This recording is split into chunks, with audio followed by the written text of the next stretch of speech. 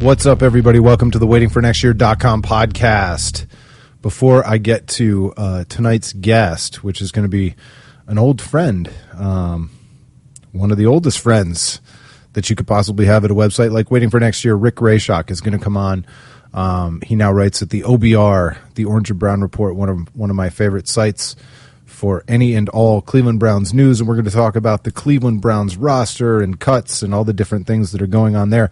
But first, I have big news. Drum roll. I don't have a drum roll sound effect. Today's podcast is brought to you by Audible.com. Audible.com is, and this is really fun for me because I love Audible.com. My wife and I use it.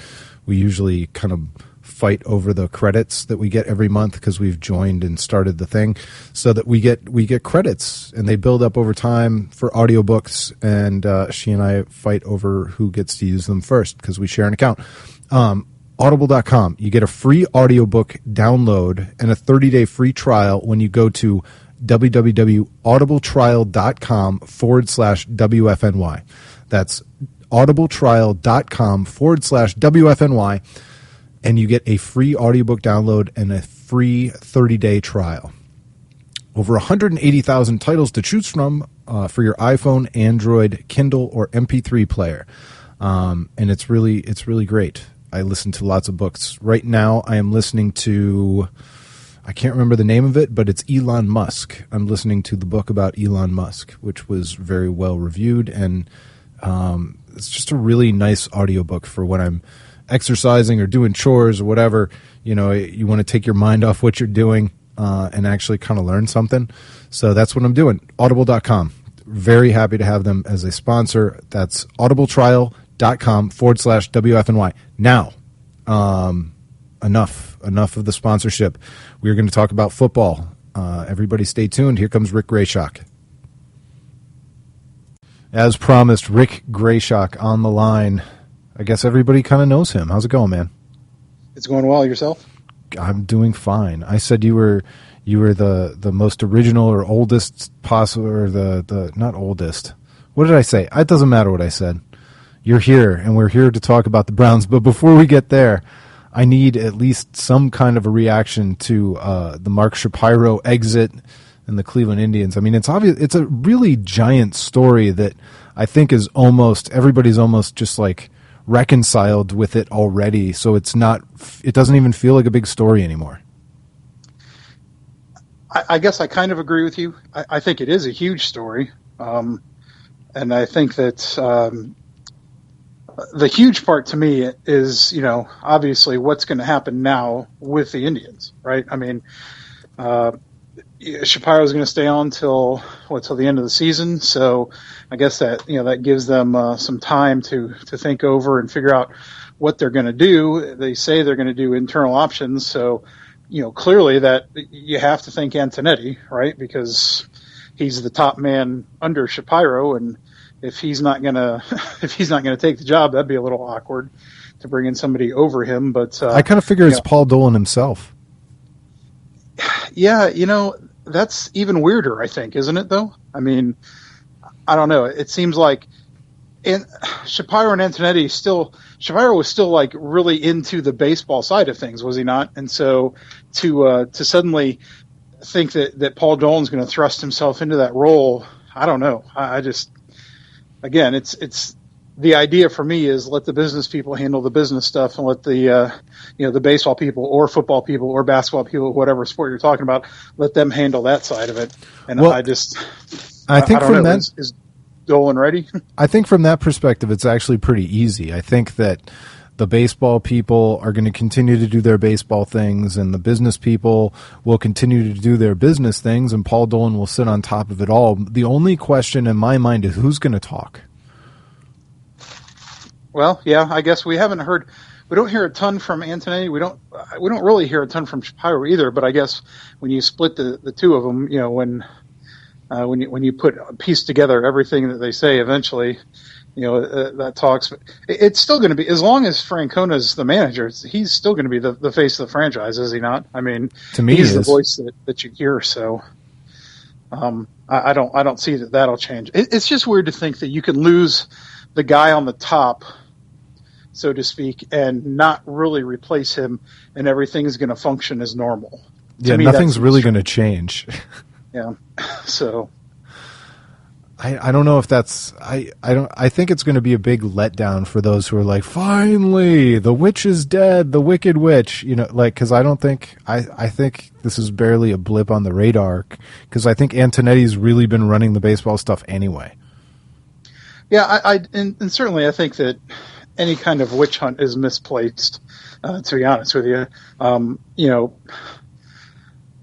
Whether or not you completely agree or whether or not it's even right, what Shapiro has been saying about small market and yada yada with Cleveland, and not using it as an excuse, but boy, he sure does use it as an excuse all the time, because we keep hearing it, right? I mean, isn't that the nature of an excuse when you're questioned about why things are the way they are?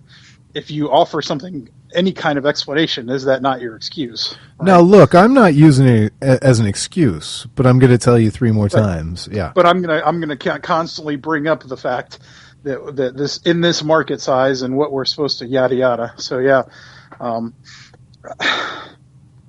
don't know. I think that it's probably time to move on. And, I guess the idea of this today that was thrown out, or the answer that he threw out that the payroll size had nothing to do with his decision, seems a little hard to fathom.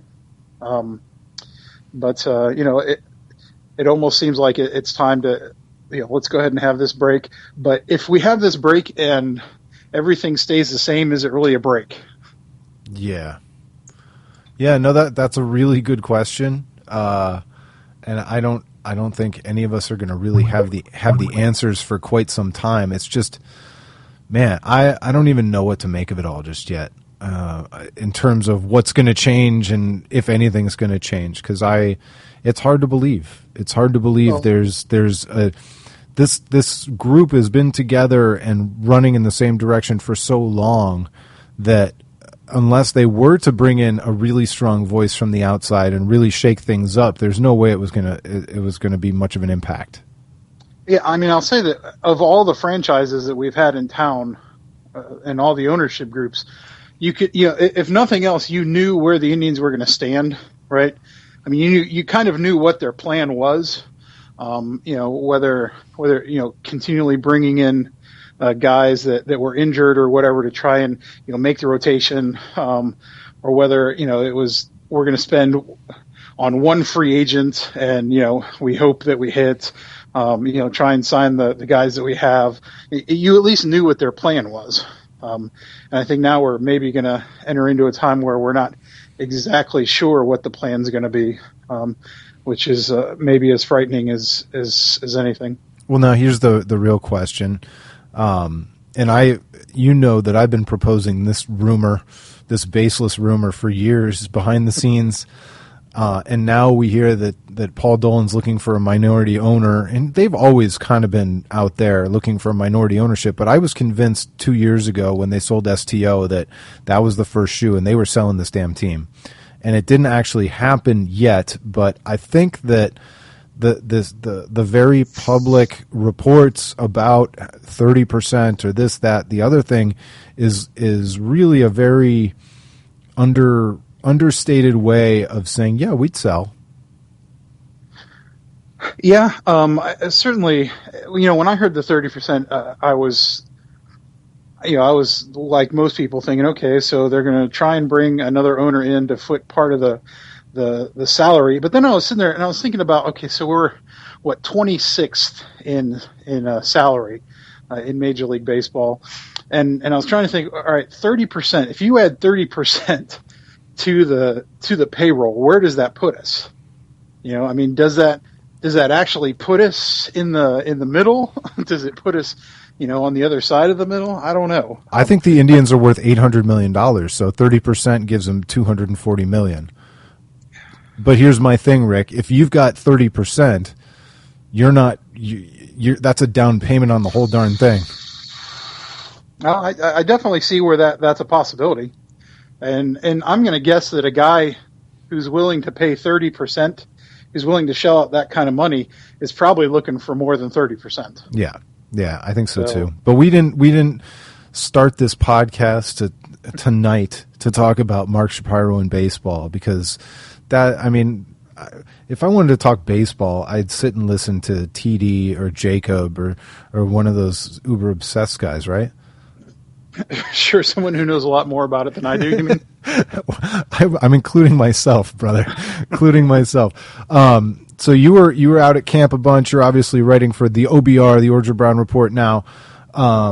So it's about that time. The Browns made their first wave of cuts today. They cut a darling receiver in Shane Wynn.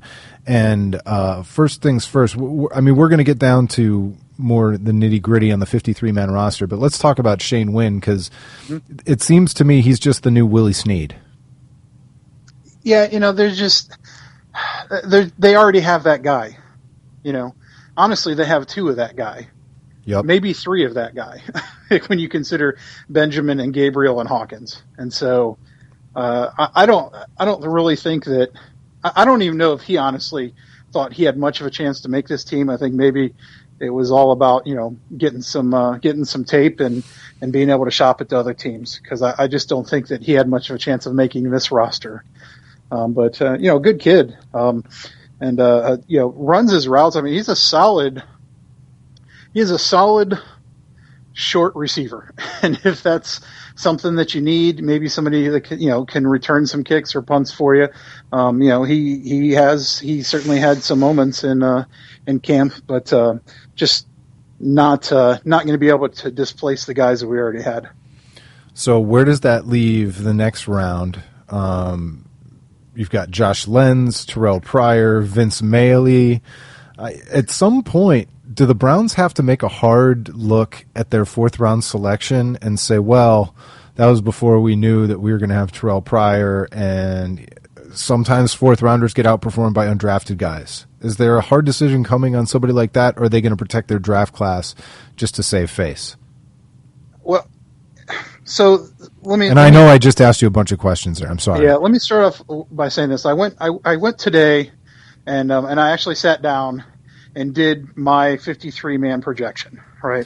It's the new mock draft. It is the new mock draft, but at least for me, it's a more informed mock draft, because when mock draft season hits, I haven't seen hardly any of those people. At least with the Browns, I've seen these guys. Seen them day in and day out at camp and so forth. So I took my first crack at it, and I went through, and first thing I did was just locks, right? Just absolute locks. These guys are going to be on the roster, and I came up with 37. Okay. So 37 players were absolute locks. Which is probably 10 more than what we're used to seeing from the Browns. It may be. That may be very true. And then I went back through and I picked 9 more guys that I wasn't comfortable enough calling locks, but that kind of that second tier guy. And so that left me with just a few spots left. And I am you're probably not going to find a more staunchly negative guy on Terrelle Pryor than me. I just don't think – I can't see how a team can put him on a 53-man roster without having seen him play that position in a game, period. There's no tape on Terrelle Pryor playing wide receiver in a high school game, in a college game, in a pro game. He just hasn't done it. Let me devil's advocate. Injuries and all that, but as far as I'm concerned, he's got to prove to me that he can do it, and he hasn't done it. You know what there is tape of? There is tape of him actually with the ball in his hands in an NFL game beating an NFL defense, and I know that that's a huge leap from actually being a receiver, running routes, and receiving the ball from the quarterback. But that's more than you can say for a guy like Josh Lenz. When you see Terrelle Pryor outrun the Steelers secondary, that's real. We have that tape. And I don't even necessarily think that I disagree with you, but there's something to be said for that market value, that potential value. And that's one of those decisions that you expect that I'm almost happy I don't have to make that one. I'm interested to see, but I'm almost staying agnostic on it, and I'm almost like happy that I don't have to make that choice. Well, let me say this. So the two arguments that I've seen for Terrelle Pryor being on this roster, the two main arguments are you put him on the roster because later on, right, sometime down the road, there's potential of him being an effective receiver because he's such a freakish talent, athlete, yada, yada, yada, right? And then the other one that I've seen is you don't want to cut him and let him catch on somewhere else and him become a really good receiver, okay? So those are the two main arguments I've seen. And the first one, the second argument I think is ridiculous because I'm not worried about other people's rosters, right? I'm worried about mine. And if I don't think that Terrelle Pryor can be an effective wide receiver for me this year, right, and hopefully at the beginning part of this year, then he's not going to make my 53-man roster because those roster spots are just too important. All right, well, let's talk about your receiver depth chart then. Who? Sure. All right, so let me name the ones that make it automatically because we got Bo, Hawkins, Gabriel, Hartline, Benjamin, and I just so everybody knows, I didn't make one of these. I'm borrowing directly from our good friends at Dogs by Nature because they put a lovely graphic together. So I am reading Dogs by Nature. You can go find their site. I'm not stealing. I'm pimping them. So okay. Well, I have Bo, Hartline, Hawkins, Benjamin, and Gabriel. Those are, and then Marlon Moore makes it mostly as a special teams guy though.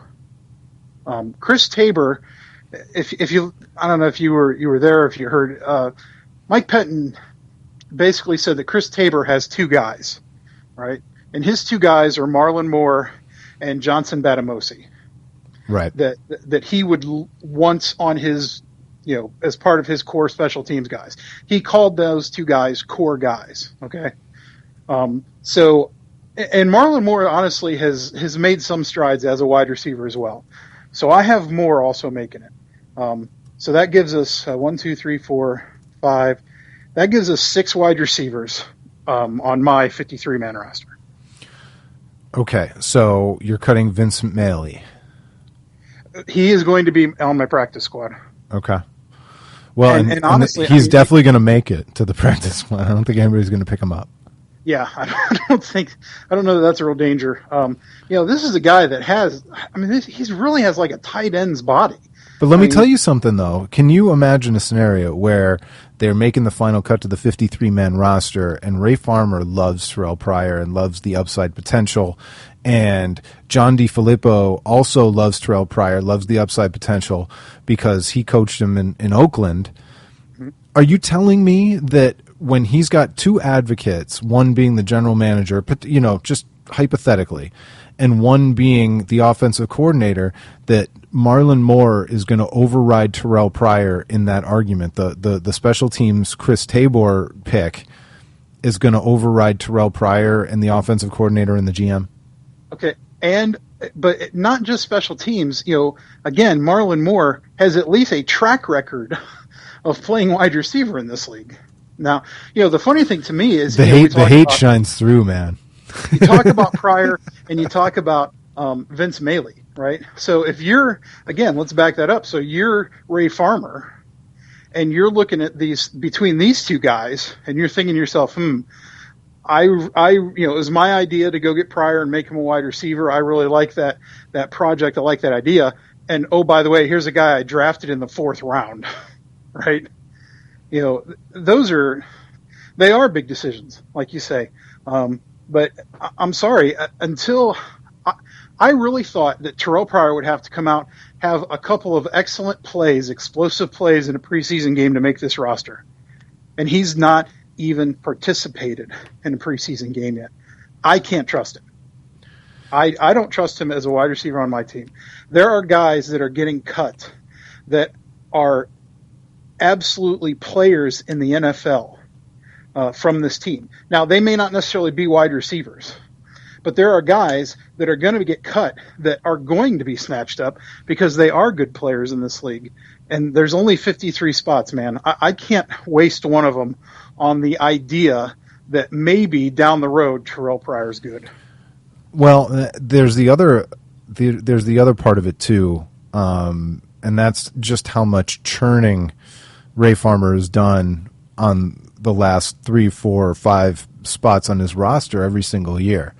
And so, I mean, there's just, if they want to bring along Terrelle Pryor for the first 4 or 5 weeks to see what he can do when he's healthy, there's no reason that they can't do that. Or maybe they'll try and sneak him onto the IR or something. I don't know how those rules work. Yeah, but, and that's absolutely, I mean, again, that would not surprise me in the least. Now, those don't count against your 53-man. Right. So, you know, a guy like, certainly a guy like Connor Shaw is going to end up on that list, right? Right. The Connor Shaw injury just kind of forced their hand that they didn't have to pick between him and Thad Lewis. Although I really think they'd have picked Connor Shaw. He may have been a practice squad guy. But I think that his injury paved the way for Thad Lewis to make this team, especially with, you know, the way Manziel's throwing elbow has been right now. I just don't see how you only go into the season with McCown and Manziel as your quarterbacks. Right. And obviously discounting Pat Devlin completely. So yeah, let's go to the other messy part of the 53-man roster, the defensive front. I mean, and we can attack this however you want. I think it's safe to say the inside linebackers are pretty solid. The outside linebackers are pretty solidly set. You know, Kruger, Mingo, Orchard, Scott Solomon, Dansby, Robertson, Kirksey, Tank Carter. Mm-hmm. But then you get to the defensive line, and you get. Yeah, I have all those linebackers in. Although I honestly, if one of that group doesn't make it, and you know, and it's a surprise to me, it would be Craig Robertson. I think he's fallen a little bit behind the other inside backers. Even Tank Carter. Yeah, but I think they're all going to make it. Right. But if there was one guy in there, as I was going through, I was like, ooh, you know, that might be the guy. But yeah, you're right. Those are, for the most part, those are all going to make it. All right. So then we're to the big bodies: Desmond Bryant, Phil Taylor, Danny Shelton, Randy Starks, Armani Bryant, Xavier Cooper, and John Hughes. Mm-hmm. So who else? Who's gone? Because Billy Wynn, I haven't said Billy Wynn's name yet. And you're not gonna. Billy Wynn's going to get cut. Okay. He's just going to be one of the casualties again, and that's a guy that somebody's going to pick up, right? He's been productive in the league, as they say. He can play. He can play in this league. The one name, especially going into camp, that I was unsure of, mostly because of his salary and his injury history, was Phil Taylor. Yep. And honestly, he hasn't played a lot. You know, this past preseason game was his first real reps in a preseason game, and he hasn't done a ton of stuff in camp. At least the parts we were able to see. Now, I guess I throw that out just as a caveat. I still think he makes the team, but you know, I don't know. I mean, he's one of those guys that I think his production is slowing because of his injury past. You know, he's been hurt every season here for the last 3 years, but he probably still makes the team. The only one that I had in, this was like one of my last cuts, was Ismaili Kitchen makes the team on my 53, which, you know, means that a guy like Jamie Meter, who may end up being a practice squad guy, but I'm not real sure that he'd survive on the waiver wire. I think that some team would grab him just because defensive linemen that are productive are hard to find. And then there's Jacoby McDaniel is another guy that I think some team will grab, but you know, he's probably going to get cut. Dylan Wynn is the defensive end that's been pretty productive in camp. He's a rookie. I think he'll be a practice squad candidate. And then the other one on the front seven that I had on the practice squad was Hayes Pollard. I think he's done some really good things in camp, the linebacker, and I think that he'll be rewarded with a practice squad spot. Yeah, it's really hard for me to imagine a scenario that Billy Wynn and Kitchen don't actually make the team. And no. But you're right. So this also makes me wonder if there's a possibility for the Browns to trade somebody on that defensive line. Obviously, they're not going to trade one of the guys that the other team would say, well, no, we'll dare you to cut him. You're just going to cut him. So is there a guy who's an actual – hang on. Is there a guy who's an actual, like, bona fide NFL player that they would trade so that they could keep one of the guys who's a bit more of a projection? Well, I guess if I looked at that roster – the guy maybe that might have some value that is not one of your projected starters is John Hughes. I think he could be an inside lineman that makes his way onto another team. He's been highly rated on Pro Football Focus, and so the analytics favor John Hughes. He might be a guy that maybe you could trade somebody for. I think it's tough at this point in the season, though, right before the season with all these roster cuts going on, to pull off a trade. I don't see it happening very often, especially, again, when, teams might be looking at this defensive group as we are, saying, look, we could get Billy Wynn or we could get, Jamie Meter, because they're going to drop one of them. And is John Hughes that much of an increase over Billy Wynn and Meter? I think he's a little better, but I don't know that it's, leaps and bounds.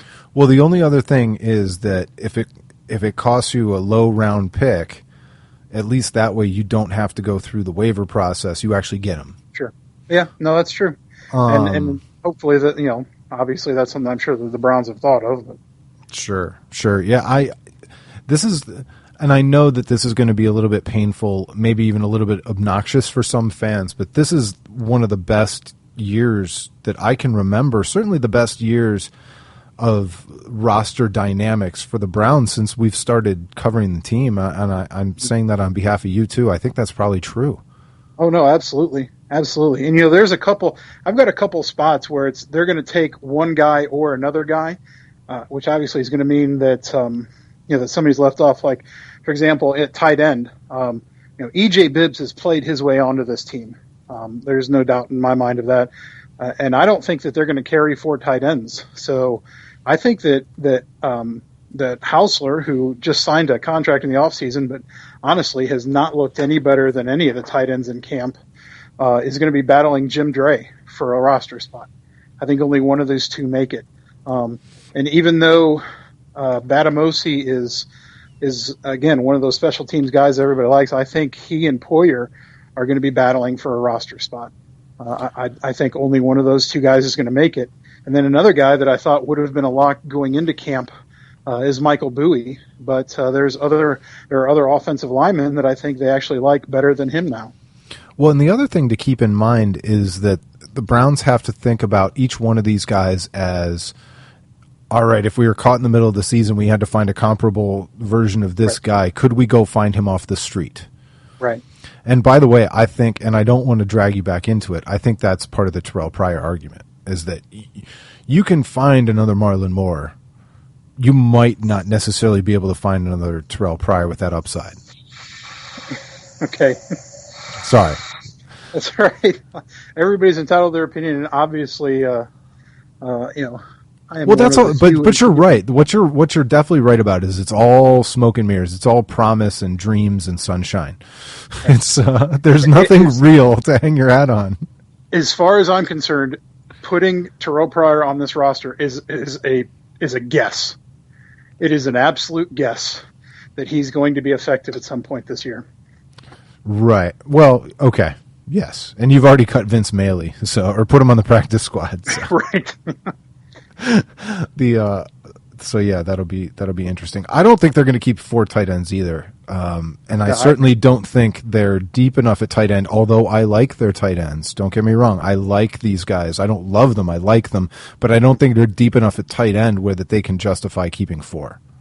Yeah. And, talented enough. Sorry. Talented enough at tight end. Well, and, Malcolm Johnson's the only fullback that I have them keeping.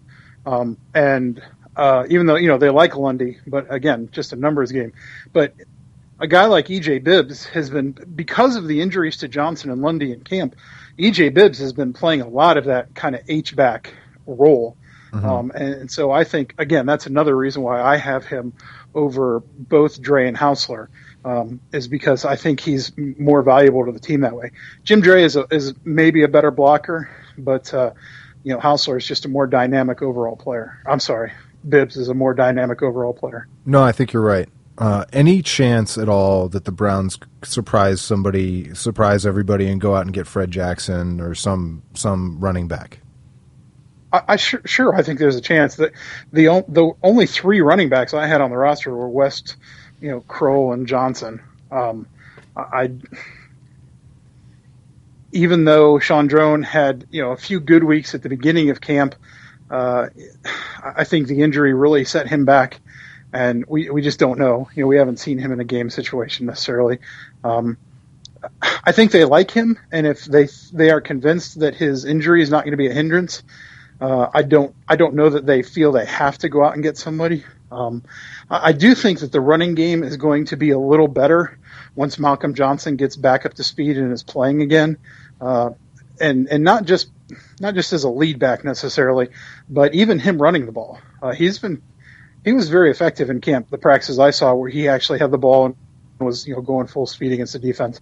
I liked what Malcolm Johnson does, and this offense uses the fullback more than most other offenses, certainly that we've seen in a long time.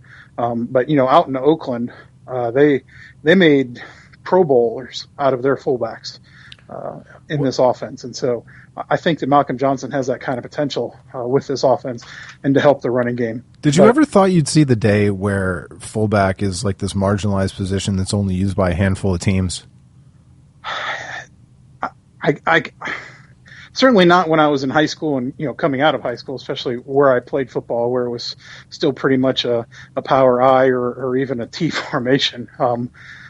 It is different, and it's just a different game, but it's cyclical too, right? I mean, I think it'll eventually come back around so that teams will see a guy like a tweener, so to speak, between a tight end and a running back, and think, hey, we can take advantage of mismatches this way, and that's what this game is all about, is creating mismatches.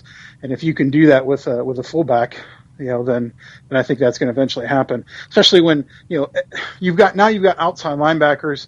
The model for an outside linebacker now is more thinned down and fast, right? So maybe a bulkier fullback, would be more effective blocker against him. I think the physics of it have now been turned against it, just because I think it's impossible.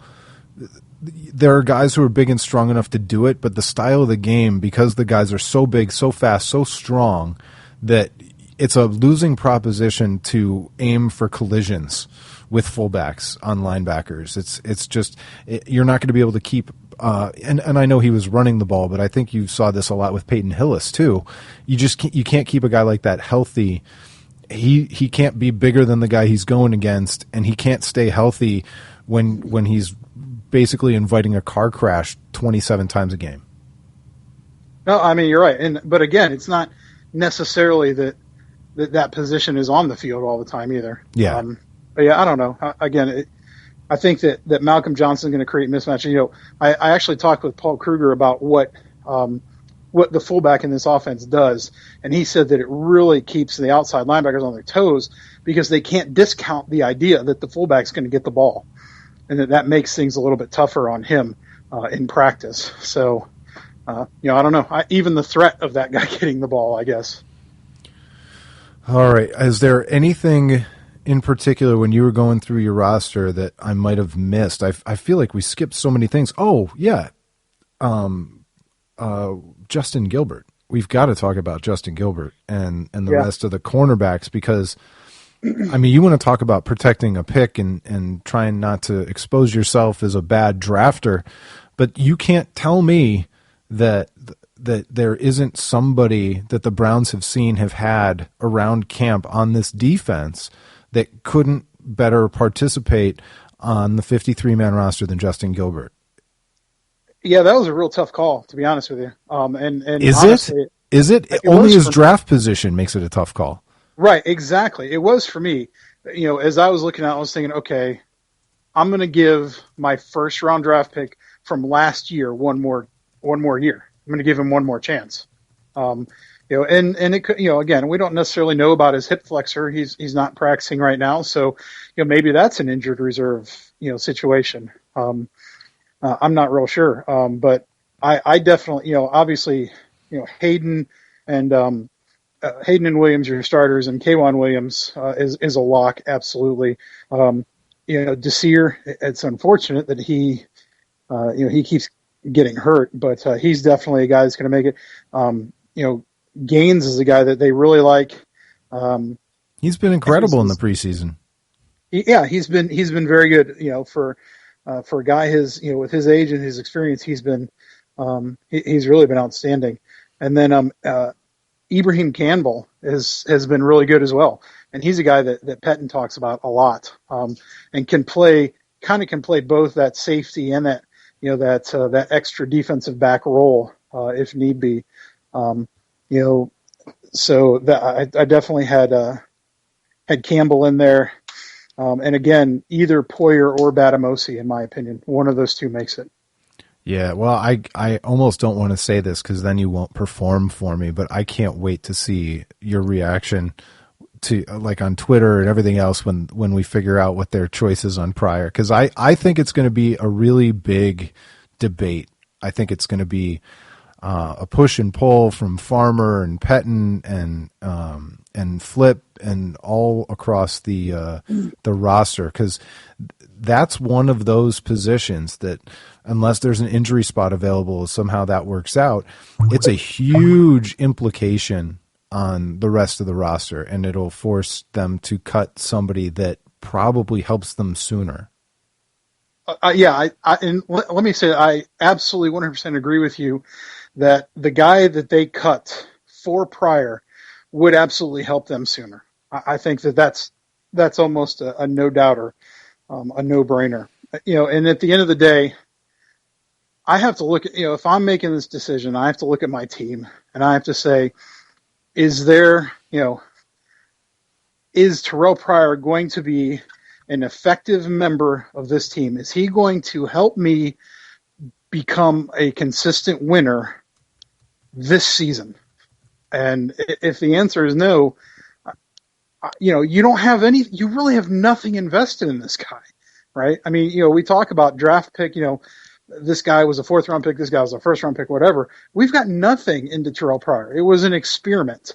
And I think that you could chalk it up and very easily, kind of explain it away to say, look, we really wanted this to work. We think he's an outstanding guy, yada, yada. He's got all kinds of athletic potential, yada, yada. But he just couldn't make the field. And we couldn't trust a guy that's not played the position.